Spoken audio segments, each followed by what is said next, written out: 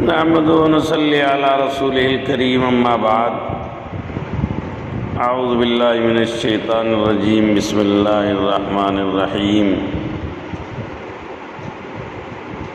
کہاں سے کن الفاظ سے شروع کروں؟ یہ خبر دیتے ہوئے بھی رواں رواں بدن کا کانپ رہا ہے۔ سوشل میڈیا کے ذریعے سے ابھی معلوم ہوا اور یہ المناک خبر پورے عالم اسلام کے لیے صاعقہ بن کر گری کہ رئیس المحققین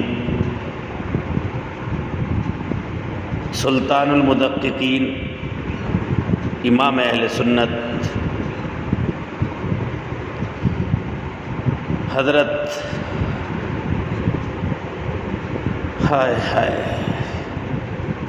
حضرت مفتی سعید صاحب پالنپوری آج زبان لڑکھڑا رہی ہے یہ کہتے ہوئے رحمت اللہ علیہ، حضرت رحمت اللہ علیہ ایک بلند پایا جید عالم فقیہ العصر خاتم المحدثین، لاکھوں علماء کے استاذ، درجنوں کتابوں کے مصنف اور یادگار اسلاف تھے، جنہوں نے اپنی پوری زندگی دین اسلام کے لیے خدمت حدیث کے لیے وقف کی۔ حضرت رحمت اللہ علیہ کا شمار عالم اسلام کی ان بزرگ ترین ہستیوں میں ہوتا ہے جن کی علمی و دینی خدمات سے تاریخ کے بے شمار باب روشن ہیں۔ وہ ام المدارس دارالعلوم دیوبند کے عظیم فاضل اور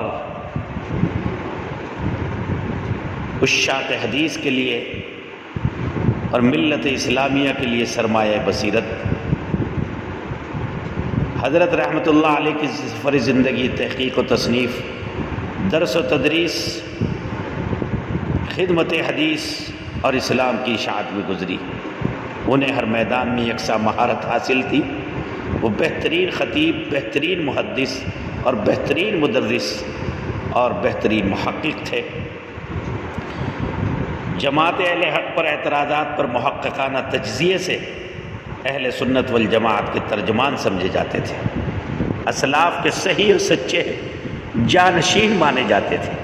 یہی وجہ تھی کہ ان کے بارے میں تمام اکابر ان کے علم اور تحقیق پر متفق تھے۔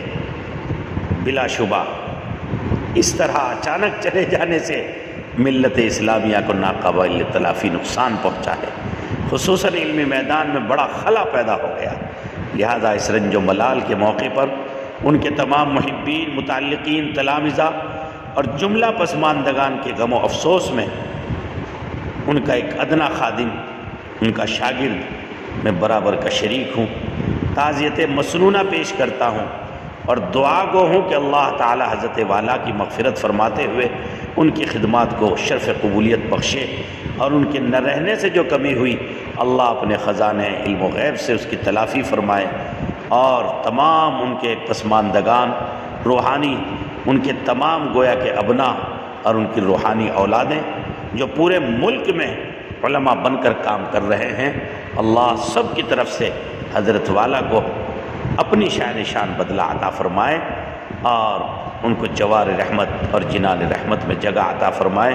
حضرت والا آج ہمارے درمیان نہیں رہے، ان کا ممبئی میں زیر علاج رہتے ہوئے انتقال ہو گیا۔